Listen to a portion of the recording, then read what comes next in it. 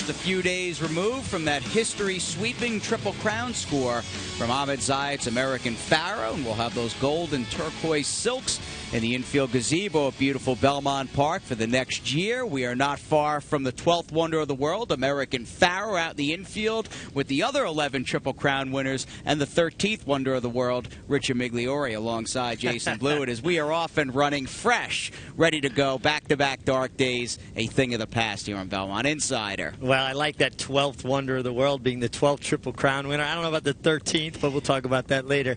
It's great to be here. I still got that glow, and my voice is back almost 100%. Dogs were happy to see you up at the farm? Ooh, the dogs, everybody. It seemed like I was away forever. It was only 3 days, but it was well worth it. History. We got to witness history. What a Triple Crown, a whirlwind 5 weeks. Kudos to Ahmed Zayed, American Pharaoh, Bob Baffert, Victor Espinoza for being so gracious throughout the run, and of course they are in well demand. I mean, American Pharaoh is America's horse, and they are making the rounds, and God bless them. It's so awesome seeing racing front and center. Everybody wants to see American Pharaoh. Everybody wants to talk to the winning connections. And Victor Espinoza working on his fastball. He can ride a thoroughbred. Well, how about throwing a pitch? How cool is that, though? He got to do it at Yankee Stadium on Sunday, last night at Citi Field. And you know what? He deserves it. I mean, the pressure cooker he had to be in to get it done. And then Bob Baffert out at Dodger Stadium. Now, yeah, let's see. Does he think he's got some form here? Let's see. He's looking in for the sign. I think he's throwing a spitter. Well, it wasn't as bad as Baba Booey. You took the words out of my mouth. But he reached the plate, didn't he? Looks so good in those shades, man. I got to go sunglass shopping with Bob Baffert, but Bob Baffert out at the Dodgers game, good stuff with that. And of course, Victor Espinoza making a stop at Late Night with Jimmy Fallon and was on the air. It just really is. This really is a fun time in my lifetime. I've never seen anything like this. I was 4 months old when a firm won the Triple Crown. I was actually here. I remember it, 4 months old. Look at you. But also, I guess Victor is in Nashville tonight for the Country Music Awards. So, like you said, in demand, and rightfully so. And pretty cool. And he'll be riding Saturday beneath the lights at Churchill Downs as they parade American Pharaoh. Next to the Kentucky Derby and Kentucky Oaks weekend, Stephen Foster Night is hands down the third biggest card of the Churchill Downs Summer Meet, and American Pharaoh at around 8 p.m. will be paraded in front of the stands. And did you realize NBCSN is having a 2-hour, 8 to 10 p.m. telecast of Saturday's card at Churchill Downs because of American Pharaoh? I had no idea, but that's great news. As long as we can get our game front and center and keep presenting it in this positive light, we do have so many good things going on in racing. We need people to see that and understand just how good this game can be, and I think Saturday went a long way introducing that to other people. And Saturday night's going to be fun at Churchill Downs. Wish we could be there. I'm sure we'll have some video and B-roll on this show Sunday night on MSG+. And then you've got the Lean Commissioner squaring off in the Stephen Foster. I was a little upset to see Race Day not entered in the Foster, but a field of 7. And just like that, the Triple Crown is over, Mig, and the second half of the season is about to get underway. Already in full swing, basically, and Commissioner draws the rail. Lee was so good in his comeback, and then he went over to Dubai and ran well, only beaten 4 lengths there, and it'll be interesting to see how he does off the bench. Commissioner gets the rail. I think that's so key for him. Javier Castellano knows to allow him to use his speed, and he should be double tough. And Bob Baffert, who will be in attendance and, of course, watching his Triple Crown winner parade in front of the fans at around 8 to 8:30 p.m. Saturday, entered both Opportunity with Mike Smith and Cat Burglar, who's got soon-to-be Hall of Fame rider Victor Espinoza. You think he'll get in the Hall of Fame next year? I do. Like you said on Sunday's show, they ought to just give him the plaque now this summer. I mean, it's a slam dunk, and deservedly so. I mean, out of all the Triple Crown winning riders, 3 are not in the Hall of Fame, but Victor Espinoza's resume certainly says he should be in.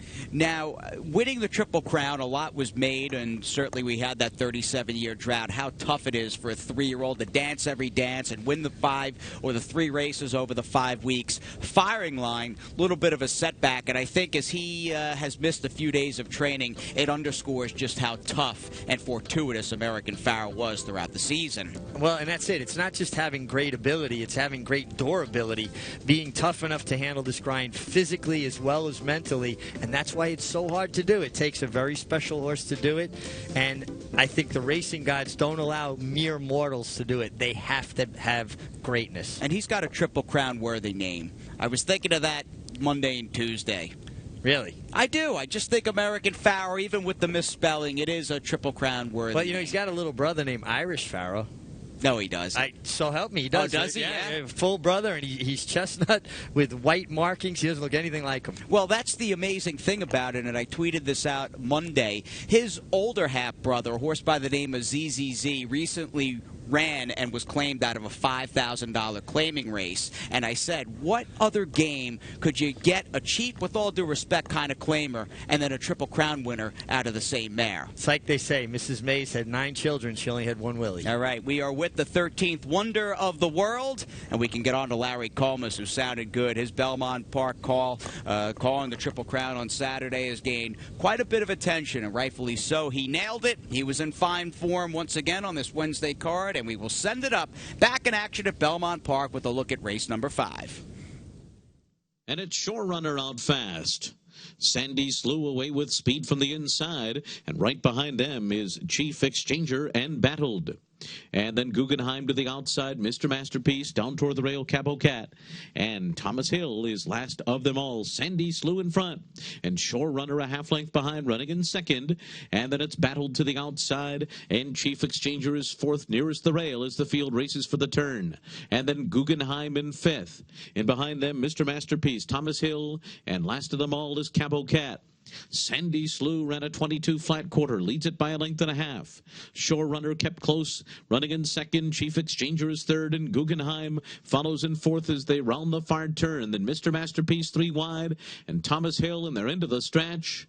And they have to come and get Sandy Slew, who's got a 2.5 length lead. Sandy Slew is clear. Shore Runner trying to close in now. These two well ahead of the others. And here comes Shore Runner. And Shore Runner runs right by Sandy Slew. Shore Runner gives Eric Consell his third win today. Sandy Slew is second. Thomas Hill got third. And then Chief Exchanger. Sandy Slew at this point, Mig. I mean, what price would you take on him? How about the late run, though, on the outside from Shore Runner? Talk about a set of afterburners. He really kicked it into gear. Eric Consell getting his 3rd consecutive victory. He actually went from a 7-pound apprentice to a 5-pound apprentice today by winning his 40th career start. And for a kid that's ridden now 42 career victories, he looks a lot more polished than an average apprentice. He's riding with the best colony in all of the United States. His name is near the top of the jockeys list, the rundown, which we'll have for you a bit later in this edition of Belmont Insider. And John Terranova has done a very nice job with this gelding by More Than Ready, who just breathes fire, whether he's running on the turf or the dirt. And we will breathe fire in the second segment, which is coming up on a picture-perfect day here at Belmont Park.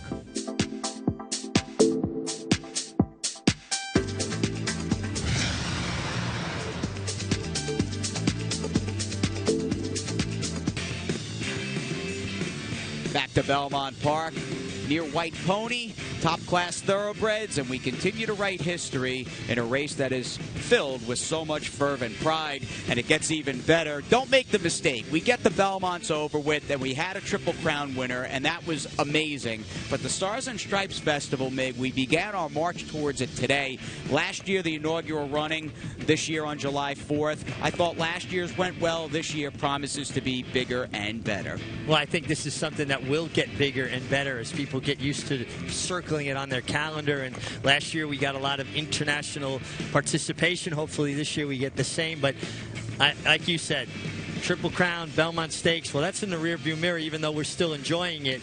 A lot of great racing ahead of us. And I believe the magic number is 44. 44 days until the opening day at historic Saratoga Racecourse, that annual, what's turned out to be an annual Friday opening of July 24th. You can pick up those tickets and seats at Ticketmaster.com. It's Jason Blewitt, Richard Migliore, and in talking about Stars and Stripes and the build-up, I think of Lady Eli trying a 1.25 miles in the Belmont Oaks. She's brilliant. There's no doubt about that. I love watching her run. She's explosive. I have some reservations about her getting a 1.25 miles, but she's so talented, I wouldn't put it past her. All right, don't put it past us. As we get on to race number 8, we'll get there fine. We'll send it back up. I'd say a good 4 stories upstairs to Larry Comas, who takes us through it. It's a good one. Featured 8th race this Wednesday. They're off. And it's Abtal who goes out to lead them, along with Front and then Black Type on the inside. Jay to the Croft, Dorset, and Iron Power on the far outside. And now it's going to be Iron Power from that far outside post to go up and grab the early lead just to the outside of Dorset. These two are going to kick on now and lead it by 3 over Jay Croft and Abtal. Front and Black Type now at the back of the field, 25 flat, the opening quarter mile. Onto the backstretch, Iron Power is the leader. Dorset is kept close second. Break of another 2.5 lengths more back to Jay to the Croft, who's outside of Abtal. In behind them is Front in 5th. And on hold, Black Type at the back of the field, 7 lengths off the lead as Iron Power continues to set the pace here. Iron Power's lead is 3/4 of a length. Dorset is second. And a little bit of traffic trouble and hard to handle there is Jay to the Croft running in between horses. Uptal's down toward the inside. And on the far outside comes Front. Black Type still last, only 4.5 behind, a 49 1/2 mile. Around the far turn. And it is Iron Power leading. Dorset now just a half length behind in second. And outside of them, there goes Front moving up in third. And just behind the leaders, Black Type continues to travel well in 4th, going 3 wide. But very hard held here is Black Type on the far outside. Abtal comes through at the fence, and they're into the stretch. And here comes Front. Front to the front. Black Type on the far outside. Iron Power and Dorset. Final furlong. Front, Black Type on the outside. Iron Power and Dorset. The 4 of them come down to the line. But it's going to be Black Type who wins it in hand at the end. With Gerard Ortiz Jr. riding with confidence, it was Front second, and then came Dorset and Iron Power. And that was a confident ride, Mr. Larry Colmus, as Irad Ortiz Jr. takes a look to his left, and he knows, Mig, it looks like he's got everybody measured. He was very unlucky last time. Basically gets shuffled back to last by the time they turned for home, and really had never had an opportunity. Today he got in the clear. He was the best horse. He ran over top of them. I thought Iron Power was interesting. I thought Joe Rosario needed to go on a little bit more with him. He seems to be a horse that really builds into his run. He doesn't have that instant acceleration, and he fought on gamely to the wire to be 4th, but no doubt about the winner. Black Type was the best. French-bred 4-year-old gelding who has been stake-faced in this country and did some nice things overseas. He's trained by Christophe Camant. Irad was up for Jump Sucker Stable. Turf a big part of the game in the latter stages of this Wednesday card as we bounce from the inner to the Widener, and we end things with a group of New York-bred 3-and-up filly and mare maidens. Joy's got some early speed, too. And moving through on the inside, Hillary in the house, along with Bold Print, as the field heads up the backstretch. And in that group, too, is First Service, who's close up to the front. So as they move up the backstretch, it's Psychiatry and Hillary in the house. And these two vie for early command here. A length and a half back to Bold Print. Then Ragazza Piobella to the outside. Right behind them comes First Service running in 5th position early. And then toward the inside comes Tacoma. Hush Now is next. And having to steady there was Blue Barrel as they go into the far turn. They're followed by Forma's Joy and Saratiago. 22 4 was the quarter. Moving around the turn, Hillary in the house, Psychiatry on the outside. These two head and head. Ragazza Piobella side by side with Bold Print right behind them. First Service is 5th as they make their way toward the top of the stretch. Then Tacoma to the inside and Hush Now on the far outside. And they're coming to the top of the stretch. And it is Psychiatry. Psychiatry is pulling away to a 2-length lead here.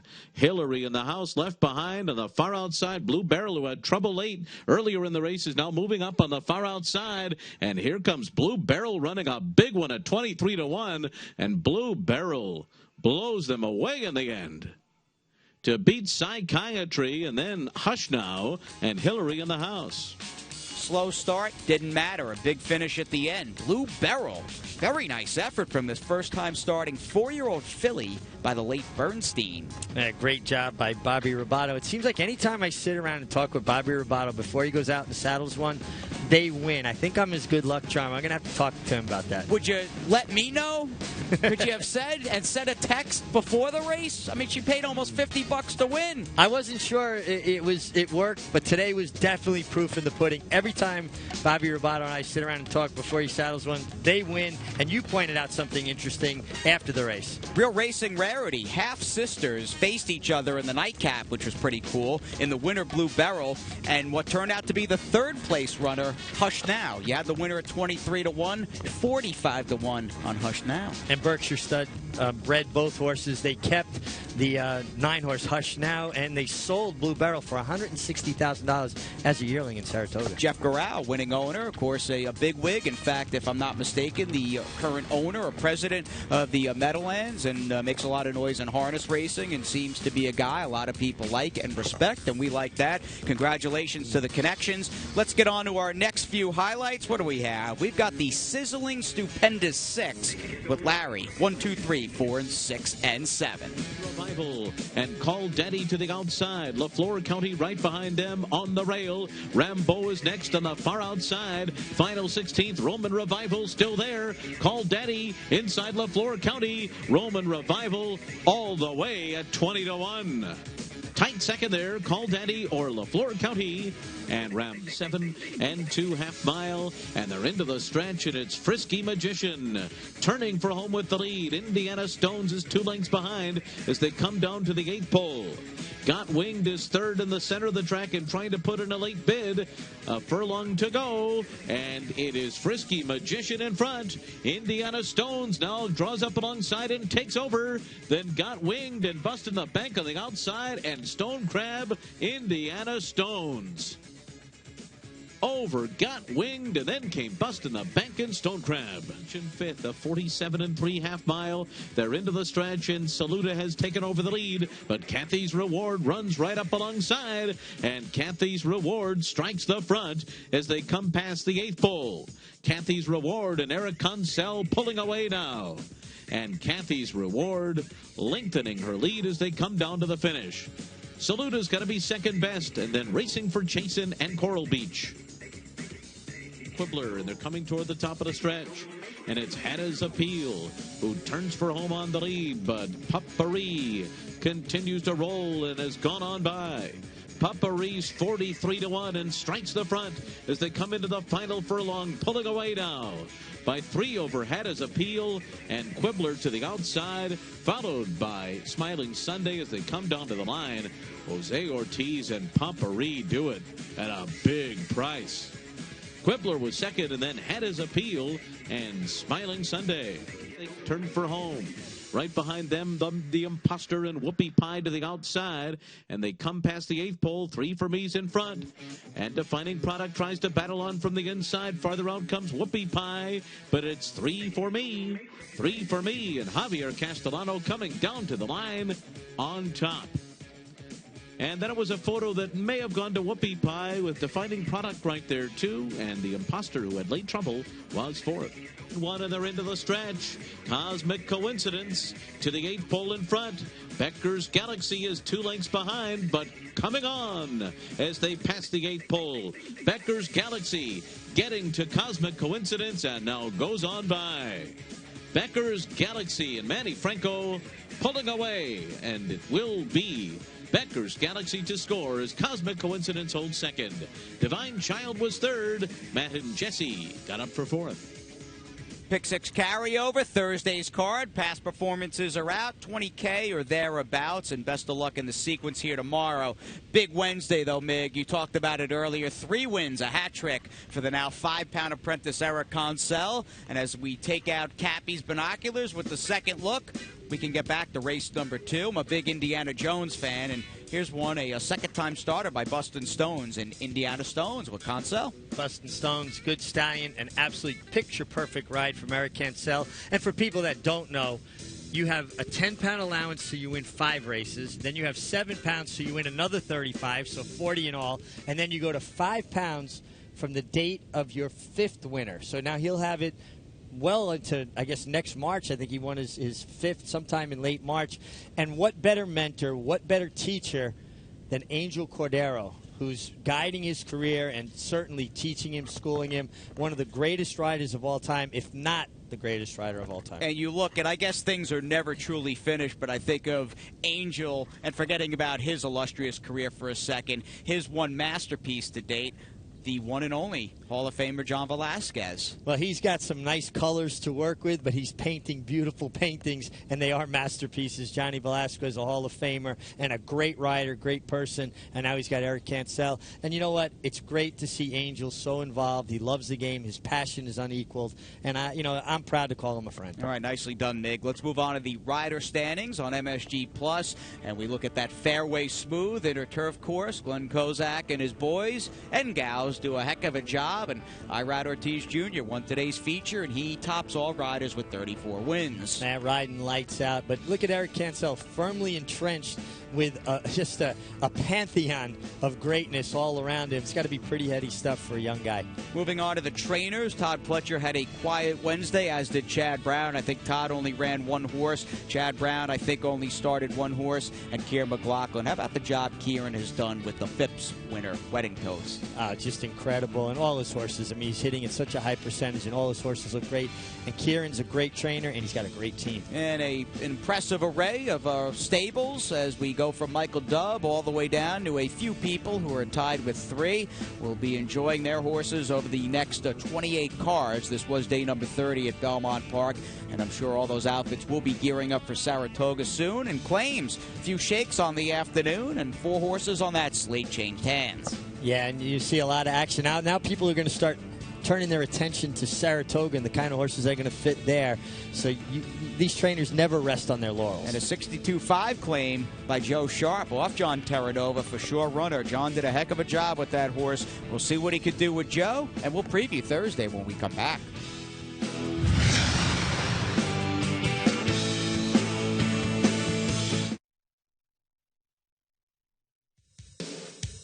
It's the calm after the storm. Things have settled down in the Belmont Park paddock, but we do note that garland of white carnations still draped upon the mighty Secretariat. And in addition to reading and just the greatness surrounding American Pharaoh, it has been pretty sweet just seeing Secretariat mentioned so often in pop culture over the last couple of weeks. Well, and he's the benchmark. He's what every great horse is going to be compared to, and certainly any Triple Crown winner. And I don't think you can compare generations. I think you just got to admire them and accept them or respect them for what they are. Couldn't agree more. Race number 6, we'll try to agree on some opinions here as we start the Thursday preview on a card that does feature that Pick 6 carryover. And we get back to closing weekend over in Queens at the Big A with Leroy Jr., who leads the charge in race 6. Leroy Jr. was very good this day. He looks like he landed in a very, very good spot for him. Actually taking a bit of a drop in class off the victory. And Chad Brown's certainly hot, and everything he puts on the track's got to be respected. Very much the horse. You know this horse has issues. He's out of restricted conditions. The right move putting him in for $25K. Jeter playing some ball tomorrow along with Bug Juice as they rematch off a race in April. And Jeter winds up in a good spot for him as well. He doesn't make too many errors, and certainly he and Bug Juice not too far apart when they last faced each other. Jeter's had a little bit of a freshening, and Eddie Barker brings him back in the spot. All right, David Jacobson claimed one off Bill Mott, horse by the name of Pinball, last August for $40K. He has not run since August 10th, and he's in for $25,000. At one time, I thought this horse was going to be a leading New York bred. It's a tough game, isn't it? Yeah, it is a tough game. Claimed for 40. Not quite a year off, shows back up for 25. But David Jacobson is a guy that knows where horses belong, and he gets them winning. Now, he's got one work on his tab, 3/8 and 40 and change. Now, obviously, he's done a lot more work than that, but I have a hard time seeing him being tight enough to win first time back. For David Jacobson and Angel Cruz, and David, by the way, on the cusp of 1,000 winners in his career, a milestone quite a few guys have hit, but he has gotten there in a very short time. We'll see if he does it tomorrow afternoon. Race number 7, Dale Cobb County won his maiden by the Cobb, thank you, with a 91 buy and a near 10-length win back on May 10th. So awfully impressive here. Set fast fractions, kept running. Obviously, probably could have won a maiden allowance that day. I got to think he's going to be tough here because he gets now that starter allowance condition. And the way he won, if he runs anywhere remotely close to that, he's going to be tough to beat. Wouldn't you wish you had dipped in and taken him off, Todd, for $50K? Stay tuned in off a maiden 50 score with an 89 buyer at Keeneland. And another horse that gets that maiden starter allowance condition, because he ran for 50. And another horse that was very impressive around an 89 buyer figure. And certainly these two are the class of the field. They are, but Surf Spun has been consistently good for the most part, mostly settling for minor awards, but he's got good connections and a horse that can bring it early as far as a run-and-gun style. Yeah, 11 starts, 1 win, 3 seconds, 2/3. He's a check getter, but he's been beaten a neck and a head his last 2 starts. When they get that close, I want to see them have that killer instinct and finish the deal. You start to worry that possibly they're a horse that either waits on horses or hangs a bit. Now, I could be wrong, but that's generally when I see that, that's the first thing I think. He's got that one career victory right here at Belmont Park. 5-1 on the line, a distant third choice in the wagering, most likely in race 7. We've got you, we've got me, and let's complete our Triple Crown with a look at Andy Serling for tomorrow's preview. Let's get the pain over with quickly and early on Thursday's card. I'm very interested in the first race. Think I have a horse near should be a fair enough price. Now, I think Little Popsy's going to be tough to beat, and he's not the morning line favorite, but he may end up being the favorite. You've got 3 horses, though, coming out of the same race on May 17th. That's the 1 True Bet, who's had his share of chances. The 4 So Noted, who ran very well in finishing second. But the one I'm interested in is the 5 Proletariat. We've already seen a horse, and that was on Wednesday's card, dropping down, that came back and won out of the race they're coming out of, and that was a horse that was forwardly placed. Proletariat was relatively forwardly placed, more so than So Noted, who took advantage of the pace collapsing. Obviously, True Bet was even more forwardly placed. But Proletariat, to me, ran like a horse that will benefit from his debut. It's a barn that doesn't often win with first-time starters. And I think Proletariat ran very well while being a little bit green. And I thought his effort, where he actually got to second in mid-stretch, was a pretty darn good one. He might be 5-1 in this race. That's good enough for me. It's Proletariat in race number 1 on Thursday as we head back to the guys.